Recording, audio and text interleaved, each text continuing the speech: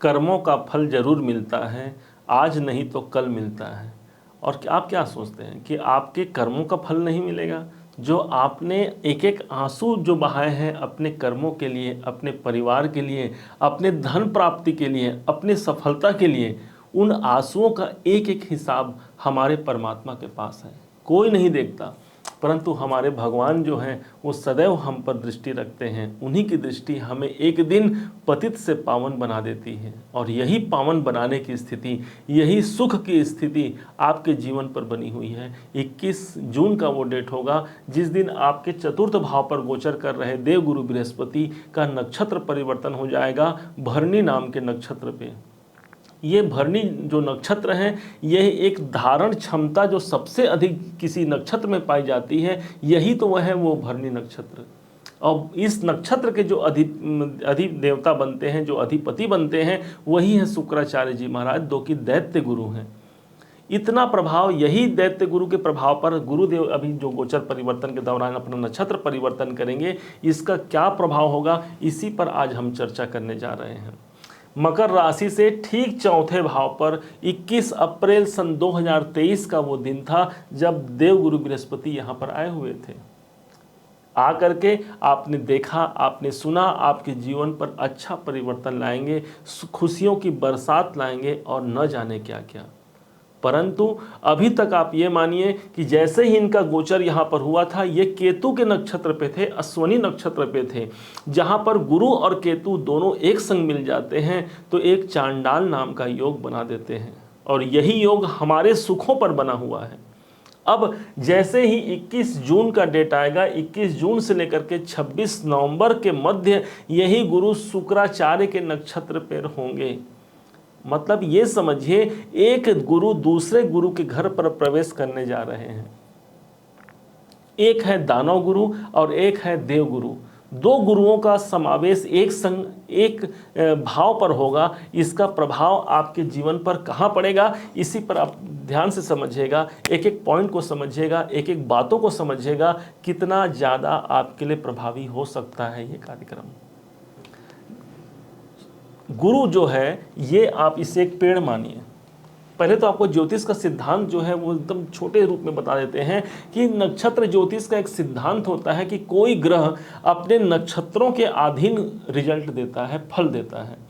और जो ग्रह हो गया वो हमारा पेड़ हो गया, जो जिस नक्षत्र पर है वो नक्षत्र का स्वामी हमारा फल हो गया। अब उस हिसाब से देखा जाए तो गुरुदेव कौन हो गए? गुरुदेव हमारे पेड़ हो गए। और इस पेड़ में आप देखेंगे एक कोई हरा भरा पेड़ है परंतु उसमें फल नहीं लगता, परंतु एक पेड़ ऐसा होता है जो सूखा हो, जो ज़्यादा बड़ा भी ना हो, लेकिन उसमें बहुत लच्छेदार फल नजर आते हैं। और यही फल की स्थिति कौन बन गया? तो शुक्रदेव बन गए हैं। कौन सी राशि है शुक्र की? तो शुक्र के पास दो राशियां हैं, एक तो 2 नंबर और एक तो 7 नंबर।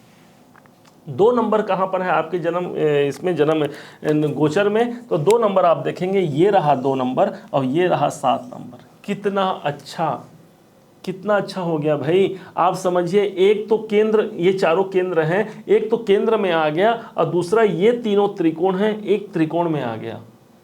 मेरा मानना है, मेरे ज्योतिष सफर का मानना है कि इस समय पर ये गुरुदेव आपको अपने नक्षत्र परिवर्तन के दौरान सर्वाधिक शुभ फल देंगे।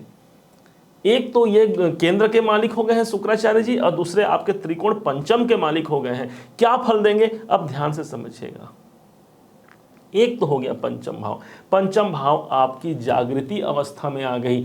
देखिए, एक बात आपके मन में डाउट हो रही होगी, तो भाई गुरु और शुक्र का आपस में कॉम्बिनेशन नहीं है, आपस में मित्रता नहीं है। तो आपको पहले ये क्लियर कर देना चाहेंगे कि देव गुरु बृहस्पति शुक्र को अपना शत्रु मानते हैं, परंतु शुक्राचार्य जी महाराज देव गुरु बृहस्पति को अपना सम मानते हैं, समान मित्र मानते हैं।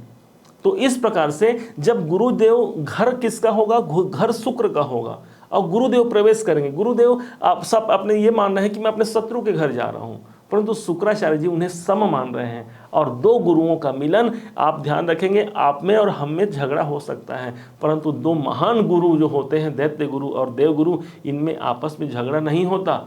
इनमें आपस में सम्मान होता है, और इसी सम्मान को प्रतिपादित करते हुए यहाँ पर शुक्राचार्य जी अपना फल देंगे गुरु के माध्यम से।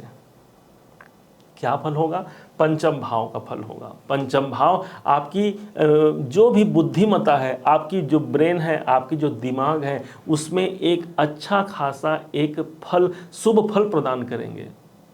एक ऐसी बुद्धिमत्ता का आपके पास आगमन हो जाएगा जिसका निर्णय लेकर के आप ज़्यादा श्रेष्ठ उपाय कर सकते हैं।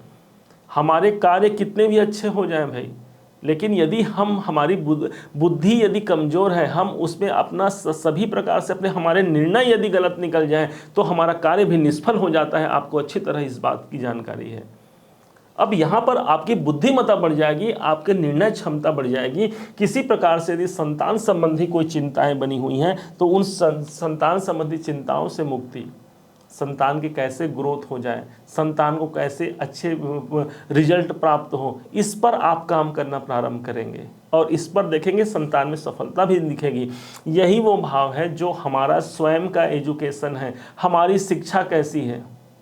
आप विद्यार्थी हैं, निश्चिंत रहें, ये टाइम आपके लिए गोल्डन टाइम है शिक्षा के दृष्टिकोण से।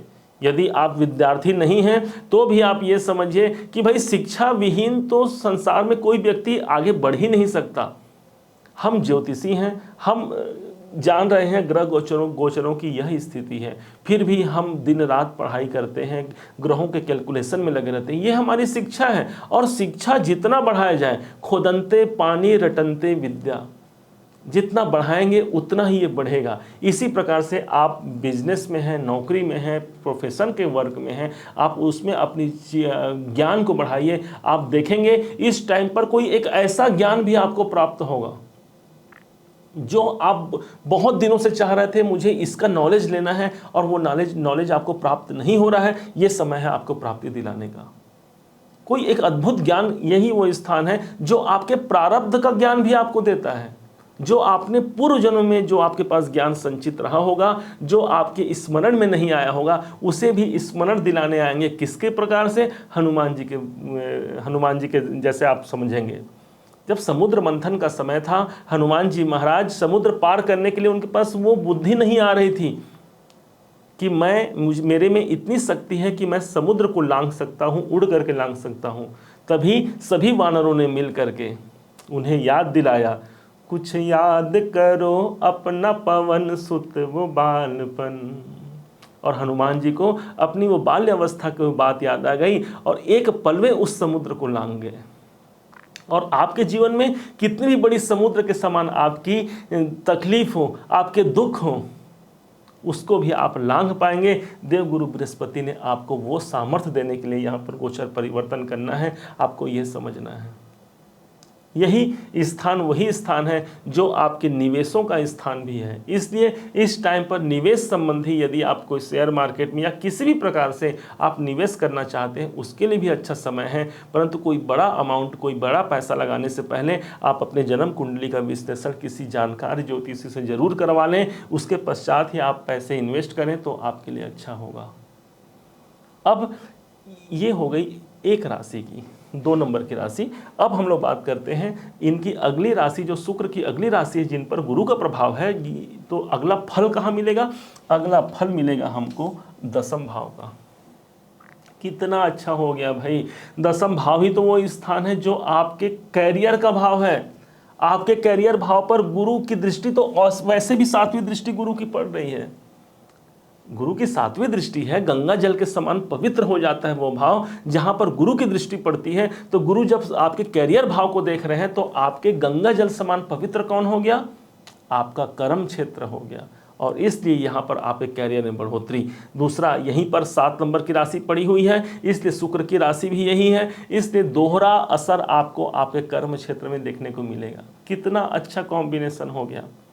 दोहरा व्यापार आप कर सकते हैं, दोहरा अपना काम कार्य क्षेत्र को अपना डबल कर सकते हैं। इतना सुंदर शुभ अवसर प्राप्त हुआ है। किसी कारण से यदि कार्य में आपको पूर्व में कोई स्थिरता नजर नहीं आ रही थी, लग रहा था कि हम बस मेहनत किए जा रहे हैं, हमारे बिजनेस में, हमारे व्यवसाय में, हमारे कर्म क्षेत्र में हमारे पैसे ही लगते जा रहे हैं, तो ये वो समय है, ये वो गोचर के दौरान, नक्षत्र के दौरान वो समय रहेगा जब कैरियर का आपको प्रतिफल प्राप्त होगा भाई। अब यही वो स्थान हो गया जहां पर आपके कर्मों का प्रतिफल के साथ साथ आपको नेम और फेम देता है। माना जाता है कि हम अपने जीवन में यदि हमारा नाम नहीं है तो वो हमारा जीवन कोई काम का नहीं। तो वो नाम, एक नाम के खातिर दुनिया में इंसान सताए जाते हैं। आपका यदि नाम है तो ये जो टाइम होगा वो एक प्रकार से आपकी ख्याति और प्रसिद्धि को बढ़ाने के लिए ये उपयुक्त समय आप मान सकते हैं। भूलना नहीं है, आपके मकर राशि के अनुसार आपके सबसे ज्यादा जो योग कारक ग्रह बनते हैं वही तो है शुक्राचार्य जी महाराज। और गुरुदेव शुक्राचार्य के माध्यम से आपको फल प्रदान कर रहे हैं। उस फल को कितना आप बटोर पाए ये आप पर निहित है। आप कितना उस पेड़ से आप फल निकाल सकते हैं। इसलिए हाथ पर हाथ नहीं धरना है, उठ जाना है, प्रयास करना है। माना जाता है कि जो अपने प्रयास को निरंतर करता रहे, चरे मेती, एक दिन सफलता उनके कदम चूमती है। और यही सफलता का एक श्रेय आप पर बनने वाला है इस टाइम पर, 21 जून से 26 नवंबर के मध्य पर। हमने आपको यही बताया है। इसके पहले हमने एक वीडियो बनाया था कि जब 14 जून से लेकर के 19 जुलाई का वो डेट होगा, जब यही देवगुरु बृहस्पति अपने 12 डिग्री से लेकर के 18 डिग्री तक होंगे, जिनका हमने टाइटल रखा था गुरु का गुरुत्वाकर्षण। आप सबने उसे भली भांति देखा होगा उस वीडियो को, और आपने नहीं देखा है तो जा करके एक बार इस वीडियो के बाद जरूर देखिएगा। गुरु के गुरुत्वाकर्षण के प्रभाव को जो मकर राशि पर बना हुआ है, हमने सभी राशियों पर बनाया हुआ है, कैसा उसका प्रभाव होगा। गुरु का गुरुत्वाकर्षण इतना इंपॉर्टेंट होता है आपके लिए कि गुरु जहां देखते हैं उस भाव को गंगा जल के समान पवित्र कर देते हैं। तो कैरियर आपका पवित्र कैसे नहीं होगा। रही बात आपके बिजनेस में सफलता की, तो प्राप्त होनी है। यदि आपको लगता है कि नौकरी में हमें और ग्रोथ की आवश्यकता है तो उठ जाइए, प्रयास कीजिए, इससे अच्छा सुअवसर नहीं मिल सकता।